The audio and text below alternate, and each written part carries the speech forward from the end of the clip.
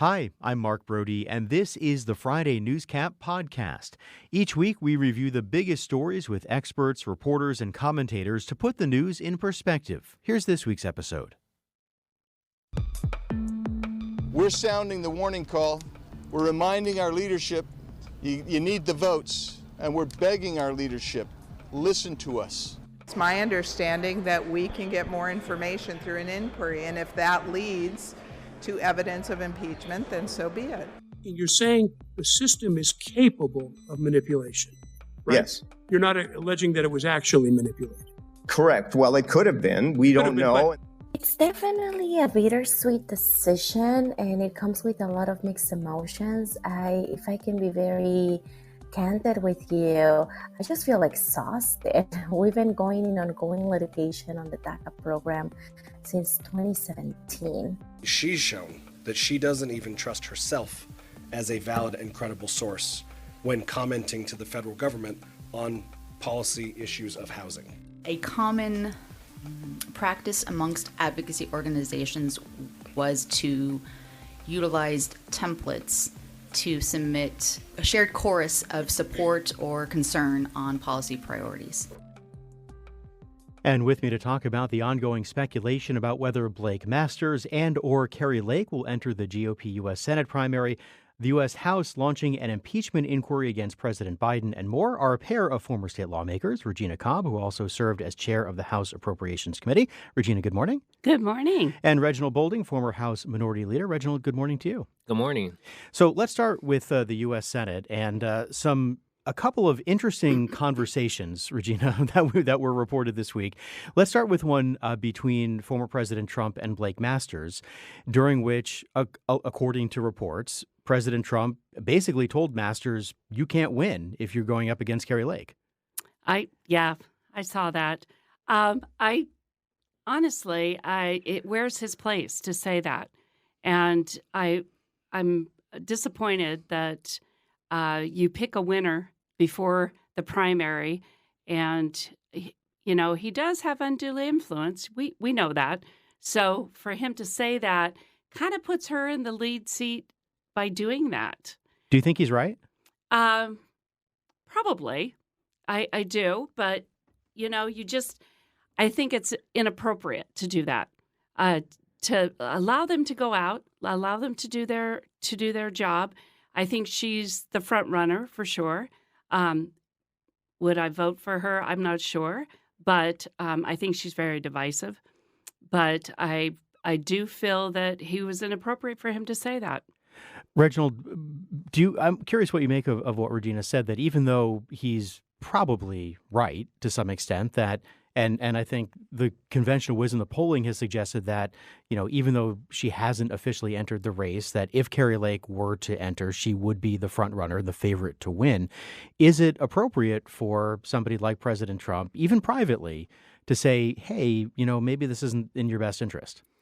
I mean, if we want to be, completely serious and transparent, I think that at every single level, from United States president to U.S. Senate to school board member, you have folks who have private conversations with potential candidates and say, hey, I think you'd be good to run, or no, I don't think you would fare well. And so, I mean, former President Trump as the leader of the party who probably will get the nomination, he's probably thinking about who he'd match and pair up well with in a battleground state, which is the state of Arizona. He thinks that a Trump-Lake pairing in Arizona at the top of the ticket would be better. So I think that's his call. Now the question is whether or not does Blake Master kiss the ring and do exactly what former President Trump says. I don't know. But I think there's several private conversations. This became public. I don't think it's a coincidence that it became public, and I think it is pushing a larger narrative. What's interesting, Regina, is that these are two candidates who both got the endorsement of President Trump in their last races. Kari Lake's it came earlier, and Masters seemed to maybe be a little more reluctant on the president's part, at least if you're basing on timing of the endorsement. But it also doesn't seem as though at this point these two potential candidates, these two people are getting along all that well. No, I don't think they are, and I think that this just magnifies it as far as, him putting it out there. Just what you said, Reginald, I don't think it was by mistake that it got out there. I think it's on purpose. And we do have private conversations. It's probably not as blatant as that was. And I think that private conversations are usually, what do you think your chances are?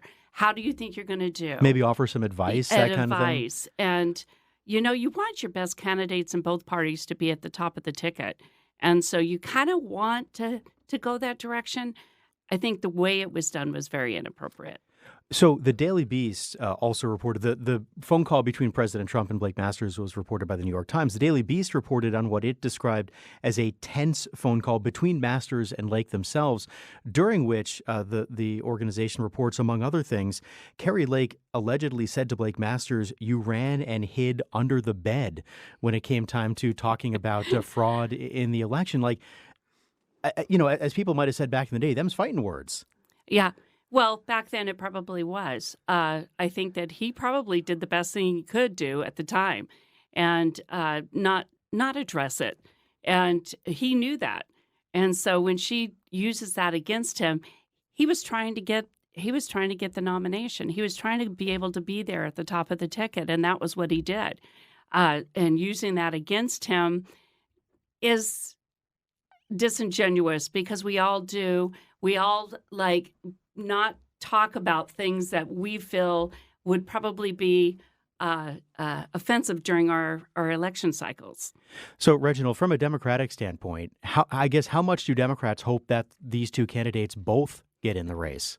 We are literally sitting back with a big bag of popcorn and just, watching the show. I mean, you see candidates calling out other candidates for not believing in something that wasn't true, and that's not making you, a quality candidate enough. It's just, we're just fascinated by it. I truly believe whether you have, Blake Masters or Kari Lake, Democrats feel that, neither one of those candidates represent the values of Arizona. Arizonans literally, a year ago, rejected both of those candidates. So I just, we're sitting back and we're watching, and I don't think this is helping those independent voters who often choose to decide what's going to happen at the top of the ticket, say that, they're going to line up behind either one of them. Which you've seen over the past years, especially recently. Over 50% now is independent. Yeah. So that's really majority. where your power lies, which is why Kristen Sinema is, kind of going to be a hard one to overcome. Well, so we should mention Pinal County Sheriff Mark Lamb is also already in this race. Let's not leave him out. Yes. But I'm curious, Reginald, if you think assuming we know that Ruben Gallego is running from the Democratic ticket, we think maybe Kyrsten Sinema is going to run for re-election as an independent. She hasn't said yet. Let's assume, for sake of argument, that she does. So you have Gallego and Sinema. Does it matter for whether or not Masters and or Lake get in on the Republican side in terms of how somebody like Ruben Gallego will strategize going forward? So yes, it matters with regards to 1 to 3 points. But there is no history that we've seen. There's nothing that we can see that's showing that an independent Sinema and a Republican candidate and a Democratic candidate, that there's a pathway to victory for the independent candidate. And I've never seen it. I've looked at the polling. The data doesn't align. I do think if you have a Blake Masters or Kari Lake, they're going. I can't see a Masters or a Lake voter that then shifts to Sinema. I don't think they're the same people. So, I honestly don't think that it's going to play too big of a role. I still don't believe, the senator's going to run. That's my theory. Again, I have no inside information there. I don't think it's going to happen. But I just don't think that it will change any outcome of the race. I disagree with him on that. I feel like which part you is think she is going to run? Yeah. Okay. Well, eventually we'll find out, right? One of you will be right. So, guys, let's go from a U.S. Senate race to a state Senate committee. Yesterday, the committee set up to vet nominees to lead state agencies had an interim, during the interim hearing, they were speaking with Joan Service, who is Governor Hobbs' nominee to lead the Department of Housing. And the panel ended up rejecting her on a 3-2 vote. It was a party line vote with Republicans against and Democrats in favor. Basically, the chairman accused Ms. Service of plagiarism for essentially taking similar comments in advocacy emails, but also there was something maybe from Bloomberg News that she had used as well. I'm curious what you made of what we saw yesterday, Regina. I didn't get to watch the whole committee, and I know you and I had mentioned this last night, and I think that this is just indicative of what's been going on with the confirmations as they've been going along. Did she do something wrong? Probably. Does it affect what her job is at this point? I'm not sure. I think that there's been some contentiousness between Senator Hoffman and our governor, and I think this is another issue that's going to it just accelerated that. So, Reginald, we had you on the show, I don't know how long ago it was, but this issue also came up. And you at that time were advocating for Governor Hobbs to basically go around the Senate and just appoint people to other positions and have them do the job of leading the agency. Do you think after this, could this be it that leads the governor to do that? Look, my opinion is that I truly believe that the governor should, go ahead and start appointing people to the assistant director role. I mean, again, there's precedent to do that. I mean, the committee has been hijacked by, Senator Hoffman. I mean, some people even call him the de facto Senate president, and I truly believe that you can't, truly, have a government in a system that's running effectively if you're only putting politics into the issue. So so Ms. Service, she didn't do anything wrong.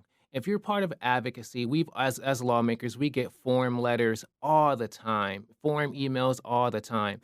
So for Ms. Service to be part of an advocacy coalition that's sending out emails, that's sending out letters that are advocating for and against an issue, that is completely normal. And even just the reporting that I've seen of alleged plagiarism, I think that's just even very inaccurate to even from a reporting standpoint. People look at the headlines. She didn't do anything wrong. This was something purely political that was premeditated, that Senator Hoffman knew that he was going to bring up, but it should have not played a role in the process. Regina, do you think we heard from Senate President Peterson when he was on the show a couple weeks back that he had told Senator Hoffman to hold some of these hearings in the interim to see if there could be some nominees that the Senate could vote on when they come back in January? Is it too cynical to think that any further hearings we get between now and January will be only for nominees that committee can reject? I'm hoping not. I'm hoping they're actually doing their job as they go through, and I would hope that the Senate still gives confirmation. I think there is precedence that is set in the past that the governor has actually just appointed, but it's not the protocol it should go through. And I'm hoping she doesn't do that. Let's work through the system. But it might be cynical. I'm hoping that President Peterson really had good intentions in mind and was hoping for good outcome.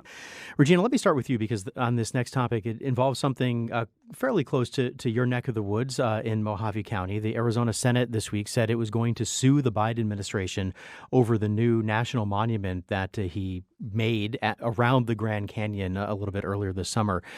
We know that a number of lawmakers on the Republican side were not thrilled with this. They held a meeting up in Kingman or Lake Havasu to basically say this is not acceptable. So maybe it's not such a surprise that they're taking this step? Definitely, I don't think it's a surprise. It was up in Kingman, and yeah, that's my home. Yeah. So yeah, definitely, I feel strongly about this. I think that he overstepped his bounds. I think being that the president. The President Biden did. I'm disappointed. This is an area that has been pretty much a hunting reserve. It's been camping. Not a lot of people go up there, so it's already kind of pristine. I was up there last year and I spent probably 2 weeks in this area. And I think that it is an untouched area already. What happens when they become a national monument, then they start closing off the roads to driving, to be able to visualize the areas. And we already have a lot of national monuments in Arizona. There is not a reason really to have created another one.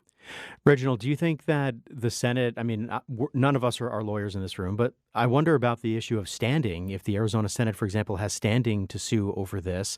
And I wonder if it will ultimately have the desired result in terms of having a court overturn the move of the Biden administration. Well, one thing I think is important to lay out is that, again, as the Secretary Holland mentioned, that right now the national monument only includes federal land, so it does not include any state land or private land, and all property rights that state and private land owners have, they will remain the same.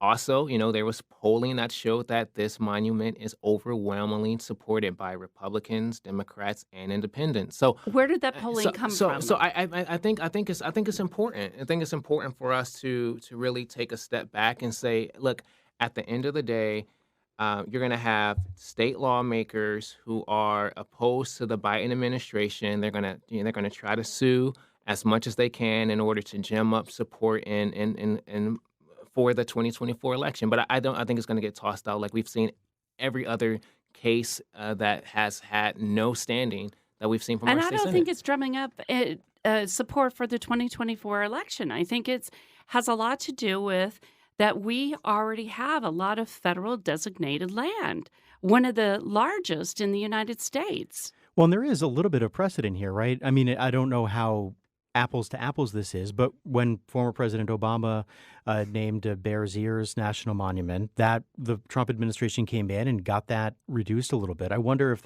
if there might be something that happens like that where the whole thing doesn't get tossed out, but maybe the boundaries are narrowed or something like that.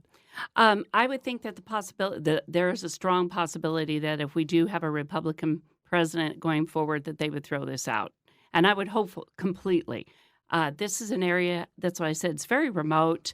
It's easy to get to, but it's remote as far as how, and the properties are all on dirt roads. It's already in an area that is pretty limited as far as what the public can do in there. There's really no reason for it to be created and narrowed down. Reginald, speaking of President Biden in 2024, House Republicans this week, the Speaker, Kevin McCarthy, announced that the House would open an impeachment inquiry into President Biden and his family. Is there any reason to think that this is not about 2024? Again, I apologize for asking a cynical political question on this show, but is there something here beyond politics in the next election? There is nothing here beyond politics. This is all politics. And I get it. We've seen this sort of drip media cycle and, Republican talking points at the national level regarding the president's son, Hunter Biden, and now they're just continuing that narrative, which is trying to, hope that something sticks. So, I mean, again, I think one thing that's important to note is that there has been no evidence connecting anything that's happening with Hunter Biden and the president. Are you kidding? And there has been absolutely nothing. Well, Regina, do you think that this is simply about politics, or do you think there's something more? I do think it is about politics. And it is a tit for tat. They did this to President Trump, and now we're doing it to President Biden. But to say that there's no evidence is unbelievable. And I think the investigation is a stronger investigation. If it ends up going to court, it's going to give them a larger hammer when they go to court. I think we definitely have to push back. There's no evidence that we've seen that have shown that President Biden has done anything illegal. What about the whistleblowers? I think a lot of that will come out probably during the inquiry. But I'm curious, Regina, if you think that, we've seen some moderate Republicans in the House trying to urge Speaker McCarthy not to do this. Does this impact people potentially like Congressman Ciscomani in southern Arizona, or maybe even someone like David Schweikert, who's in kind of a swingy-ish type district potentially? It could, but I do think that I think it's going to probably stay more national. I don't think it's going to I think it could, but maybe a point or two. I don't think it's going to be as big of a deal as they think. But it is politics. I think that it's bad politics on both sides. I think once the president was set, and Nancy Pelosi did it, then we followed suit, and both. I think it should have gone through Congress, and they should have, had a vote. But the president was set, and now here you are. We're playing, like I said, tit for tat here. Well, so is this the new norm then, that every time there's a president with a Congress from the other party, like there's going to be some amount of impeachment going on? I would hope not. I hope this is just a sign of a down cycle in our politics right now. I think it's been a bad situation over the last probably 4 years, and I don't feel that this is normal. I'm hoping we have some statesmen that would actually be in there and do the right thing and go through the right protocols. All right, so just a couple minutes left. I want to ask you both quickly about a ruling from a Texas judge this week that, for the second time, ruled against the DACA program, the Deferred Action for Childhood Arrivals program. Reginald, is there anything that makes you think that Congress will take this up? Because eventually this will go to the U.S. Supreme Court. And, there's a lot of concern in the DACA community that the Supreme Court will agree with this Texas judge and say that the program is illegal, that was created by President Obama illegally. So do you think that there's any chance that Congress will take up the cause for this population known as Dreamers? The American public hasn't had a lot of faith in Congress, and for good reason. We're facing another debt ceiling crisis that's coming up again, and there's so many issues that we really hope that Congress could actually get into the room, iron out a deal, and agree. That's why you've had to see, President Biden really be, the adult in the room, whether it's through executive orders or programs, because Congress is not doing their job. Now, do I think that they'll get something done, before any type of legal action? I don't. And that's unfortunate for, so many families who are stuck in limbo because, lawmakers can't actually do their jobs. Regina, do you think Congress will act on this? I don't. I'm like Reginald. I think that they've been ineffective for a very long time. So I think that they're not going to do this. Do they need to do something? Yeah. I think this needs to be a bigger picture, though. It's about immigration reform all the way around. And I think that the DACA has to be part of that. All right. We'll have to leave it there. That is Regina Cobb, also Reginald Bolden. Guys, thanks for coming in. Thanks for the conversation. Thank you. Thanks for having us. You've been listening to the Friday Newscap from KJZZ's The Show. It's an original podcast recapping the week's biggest stories with experts, commentators, and reporters. You can get the full show podcast at podcast.kjzz.org. I'm Mark Bro.